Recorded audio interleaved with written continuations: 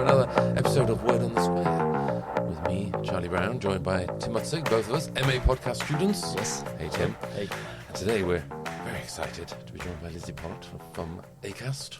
Tell us about Acast maybe in a potted way for those, because this is hopefully for those people who are interested in the podcast medium and want to try it out. And of course, the go-to place, which is of course where Word on the Square is hosted, is Acast. Yes. So what? Ding, ding, ding, key message. So Acast is, well, we call ourselves the home of podcasting, but what does that mean? We're essentially a hosting provider. So anyone that wants to make a podcast, you come and you work with Acast. We provide you all the infrastructure and tools to do that. We help you grow your podcast, find all those beautiful listeners, and then we help you make money from your podcast. So we work with advertisers to sell your podcast to advertisers. I mean, there's much more to it than that, but essentially we are a podcast hosting platform. And we're a global company. We're in 14 countries. We have 100,000 podcasts worldwide, and we are wonderful. Marvellous, and as I say, it is the home of Word on the Square. And from what I remember, it's pretty easy to set up. For anyone who's feeling a little bit daunted, because it is daunting the first time, if we can think back to our first time, it is quite daunting to do something like that. But I think it's all pretty set up quite. Yeah, I'm glad you say that. We want to make it as easy as possible because we think that you should be focusing much more on actually making the content than having to waste time on fiddly admin. So we do try to make it as intuitive and easy to use as possible, but we have lots of guides as well on our Learn Centre in case you get stuck on anything. But it should be pretty easy as long as you remember to do all the things like set your mid-roll markers. We heard that warning earlier, and that is one good thing to remember. Now let's cut through to the nitty-gritty question that you said you get asked all the time. How do people make money? How does that work? Well, because that's the question that's on people's minds. How is this working?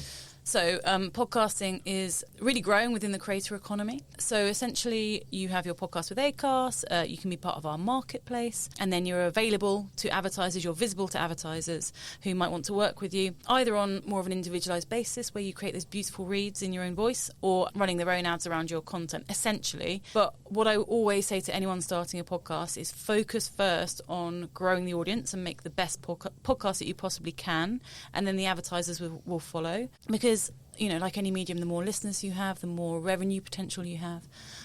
So that's advertising, but also a real growing space in podcasting is subscriptions. So charging your listeners a set amount each month to either listen to your podcast ad-free or to give them bonus content. And that's really smart way. If you've got a smaller but very engaged audience who wants to support you, then that's a really smart way of making money as well. So there's lots of options. I mean, there's more to it than just that, but that's the potted answer for you.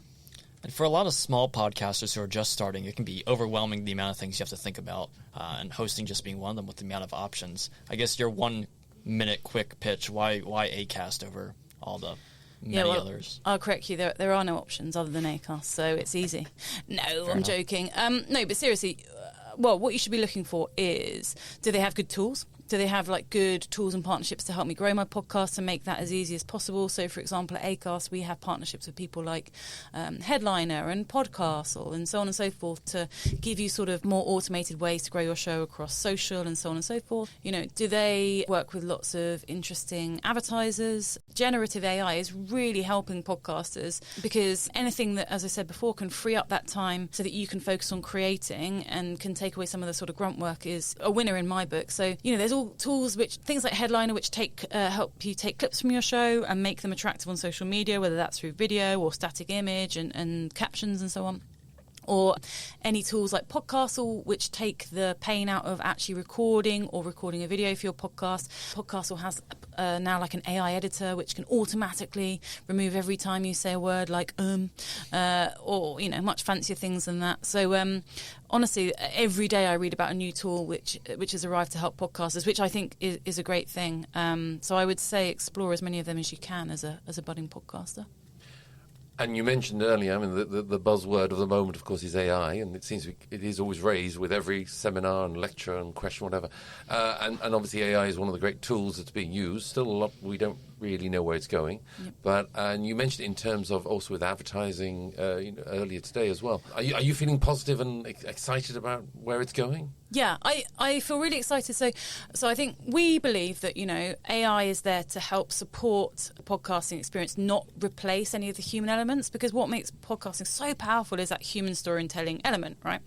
So But anything that, enhances like the advertising experience. So I was talking earlier about how we use AI at Acast to, for example, analyze the language used in a podcast episode to be able to match that to even more relevant advertisers, because you're going into that level of detail to make it as contextually relevant as possible. So, for example, that's only a good thing, I would say, for podcasting. And again, I've already talked about creators. There are concerns, obviously, around cloning, around deep fakes and so on, and I think we have to be very mindful of an industry about how we manage and contain that. That's not to say that I think that all uses of AI to create voices are bad, because one way it could have a very positive effect is increasing the reach of your podcast. So Word on the Square pod, you might want to reach people in Spain with it, and you actually might want to use AI to help produce a Spanish version. And my feeling is, if you're very clear with the listeners that this is originally an English podcast that has been turned into Spanish and using AI, and you're very upfront with listeners, then I think that that's also a very beneficial way of using it. So, I think we've got to tread carefully, and we've got to make sure we're putting the right safeguards in place. But I do think it's going to be great. Yeah, and finally, we're again returning to that dirty subject of money, but we're talking about advertising and so on. And I was interested in what you said about the potential, in the sense that we still have the untapped potential of advertising, because it's still a market. And I was interested in what you said about how advertisers are really cottoning on now, aren't they, too?